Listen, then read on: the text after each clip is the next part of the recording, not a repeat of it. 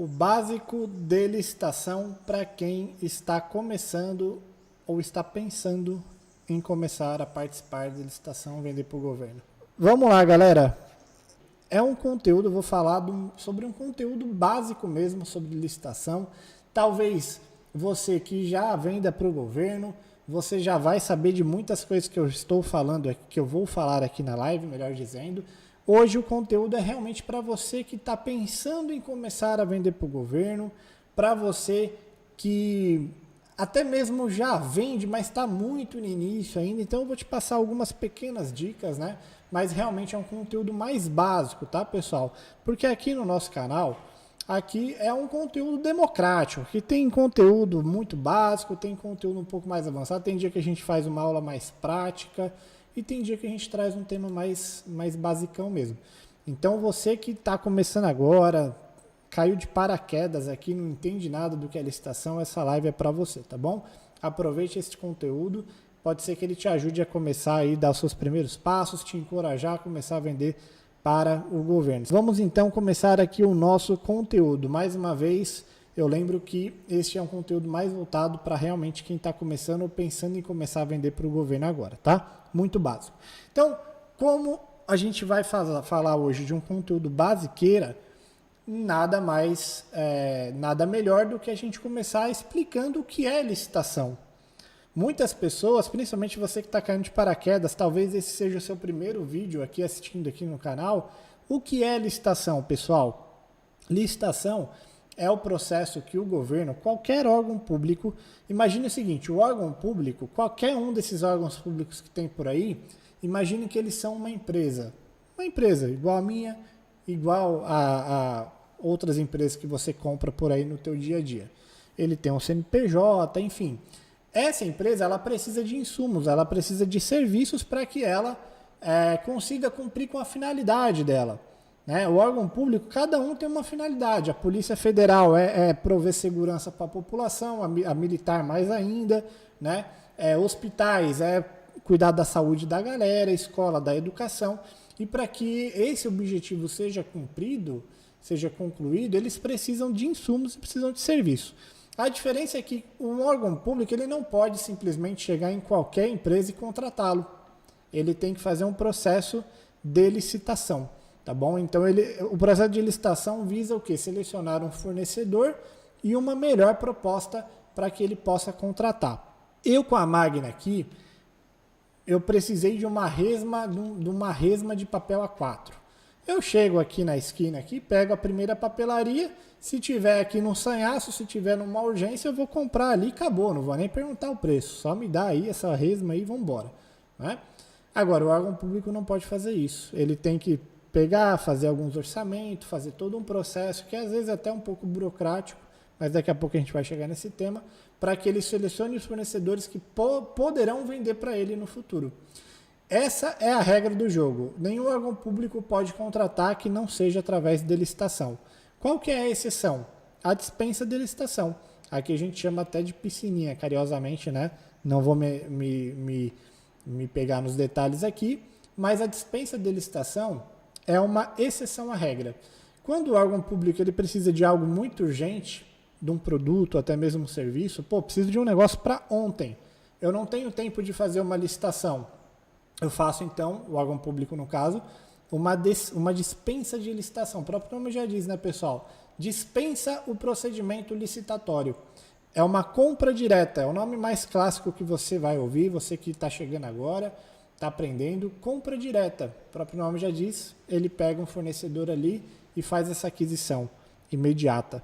Ele não faz todo aquele processo e tal. Só que essa aquisição imediata, essa dispensa, ela tem um limite.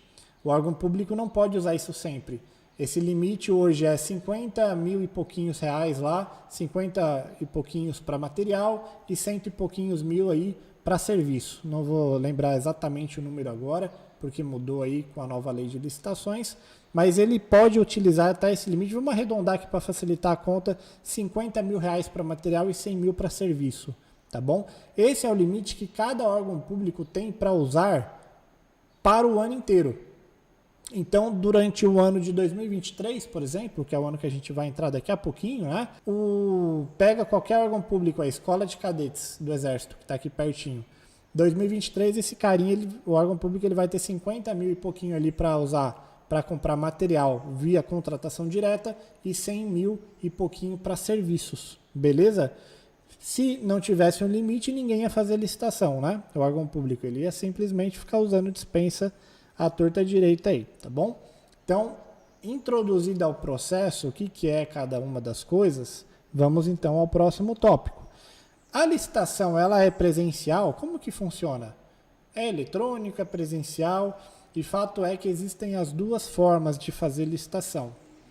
Hoje, a gente acha licitações presenciais, onde você, licitante, eu e todo mundo que quer vender para o governo, vai ter que comparecer a um órgão público para poder participar dessa licitação. Tem benefícios e tem malefícios, vamos dizer assim.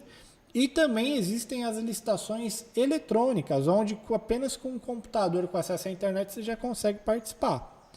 Qual o lado bom e lado ruim de cada uma? Vamos lá. Licitação eletrônica, o lado bom é que você não tem que gastar uma grana, se deslocar até o órgão público, às vezes vai tempo também, muitas vezes.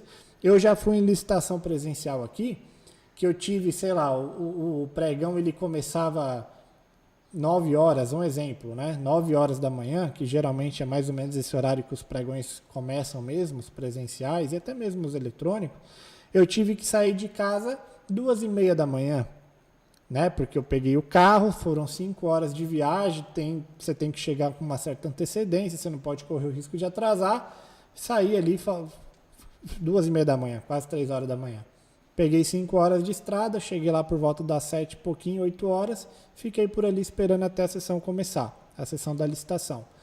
Então, o presencial tem essa, né? Você tem que se deslocar. O eletrônico não, você da tua casa ali, você abre o teu computador, você que tem acesso à internet, você consegue participar na mesma hora. Esse é o lado bom do eletrônico. Então você não tem esse custo de deslocamento, né? Você não tem que pagar gasola, não tem que pagar pedágio, você não tem que investir tempo, igual eu falei, perdi praticamente uma noite inteira de sono, mais 5 horas de estrada, onde tudo pode acontecer, tem todo um risco. E qual que é o lado bom então do pregão presencial?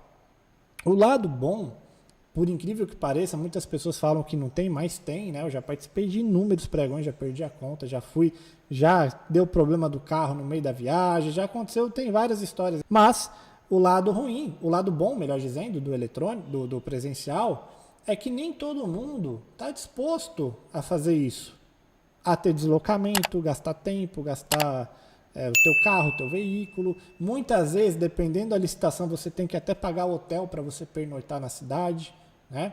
E tem tudo isso aí. Agora, como não é todo mundo que tem essa disposição e até mesmo disponibilidade financeira, é menos concorrido. Muito menos concorrido, diga-se de passagem, do que um eletrônico. O eletrônico, por ser mais simples, por ser muito fácil, qualquer pessoa pode participar, tá todo mundo lá participando. Então você vai encontrar num pregão, claro, tá, pessoal? No geral, aqui só para facilitar a nossa aula, tá bom? Num pregão aí, você vai encontrar 15 empresas dando lance num item, coisa que se fosse num presencial, você ia encontrar 3, 4, e olhe lá, tá? Eu já cheguei aí em licitação presencial, onde eu fui sozinho, não tinha ninguém lá. Ficou eu e o pregoeiro trocando ideia ali, ó, esse daqui eu consigo reduzir, aquele lá não consigo, que tá muito apertado já e tal. Ficamos ali negociando, tá bom? Isso também acontece no eletrônico, tá? Eu já participei de várias licitações desertas, entre aspas, né? Porque eu estava lá. Deserto, pessoal, é quando não tem ninguém. Mas quando você tá lá, não é deserto. Mas, enfim, só eu participei. Seria deserta caso... participei sozinho. Pronto, vamos facilitar. Isso também acontece no eletrônico, mas é mais fácil acontecer no presencial. Beleza? Então... tem das duas maneiras. Hoje, predominantemente, é eletrônica quem manda. Tem muito mais licitação eletrônica do que presencial. Onde ocorrem essas licitações? Então, as presenciais, obviamente, é no próprio órgão público. Então a prefeitura da tua cidade está fazendo uma licitação, onde que vai ser essa licitação? Muito provavelmente na própria prefeitura, tá bom? Claro, siga sempre o que está no edital. O que é o edital, pessoal? O edital é o documento que cria a licitação. É o documento que tem todas as regras do jogo. Quem pode participar, qual a data, documento que você tem que entrar, tudo lá. Isso é o edital, tá bom? Toda licitação nasce no edital. É como se fosse uma certidão de nascimento da licitação, vamos dizer assim. Tá tudo ali, tá? Então, siga sempre o que está no edital. Se no edital está falando que a licitação, apesar de ser da Prefeitura de Hortolândia, ela vai acontecer lá no Paço Municipal, lá na Câmara dos Vereadores, você vai para a Câmara dos Vereadores. Mas 99% das vezes a licitação é no mesmo local de quem está contratando, tá bom? Isso no caso da presencial. Agora, se for uma licitação eletrônica, essas licitações elas acontecem em plataformas digitais que a gente chama, mais conhecido aí como portais de licitação. É o nome popular aí que você vai ouvir no dia a dia. Então hoje existem vários portais de licitação que são onde são essas plataformas onde ocorrem esses processos. Então, quando, por exemplo, a própria Prefeitura de Hortolândia, a gente é aqui de Hortolândia, região de Campinas, a própria Prefeitura de Hortolândia, quando ela quer fazer uma licitação, ela hoje utiliza uma dessas plataformas. Existem várias hoje em dia. A principal é o Comprasnet, né? O gov.br, famoso Comprasnet.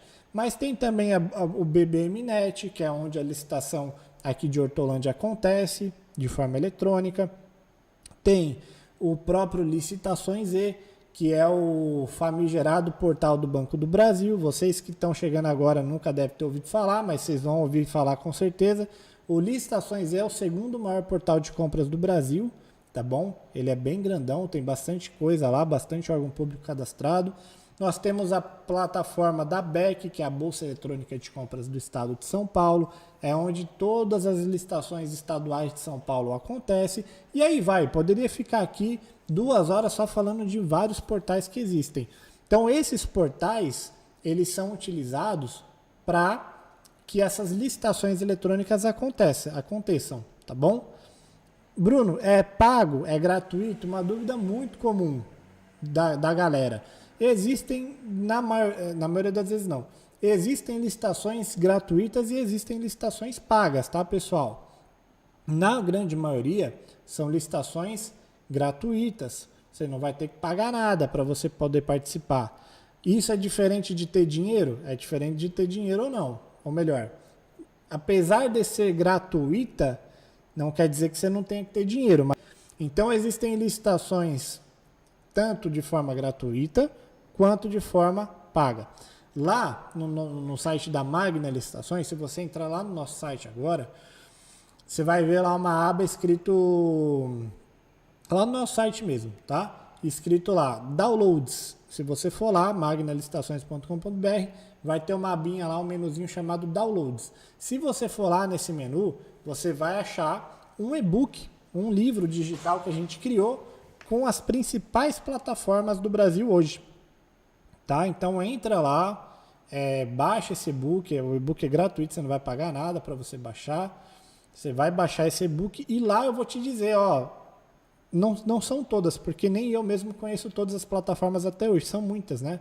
Essas licitações acontecem em diversas plataformas pelo Brasil. Mas eu coloquei ali nesse e-book as principais. E o melhor, o link para acessar essas plataformas e também se ela é gratuita ou se ela é paga, essa plataforma, tá bom? Então tem das duas, tem tanto gratuito como pago. Bruno, mas por que eu deveria participar de uma licitação numa plataforma paga? Ora, gafanhoto, porque da mesma maneira que o pregão, que eu fiz a comparação do pregão presencial com o eletrônico, quando você tem que investir uma grana, você licitante, ou melhor não, quando você licitante tem que investir uma grana, você vai encontrar menos concorrentes ali. Então, num portal gratuito, vai ter muito mais gente. Num portal pago, vai ter muito menos gente. Tá bom? É a mesma coisa. Da forma gratuita, tende a chamar mais a galera. Quando você tem que pagar, quem é que paga geralmente? Quem já conhece o procedimento. Quem já vende para o governo.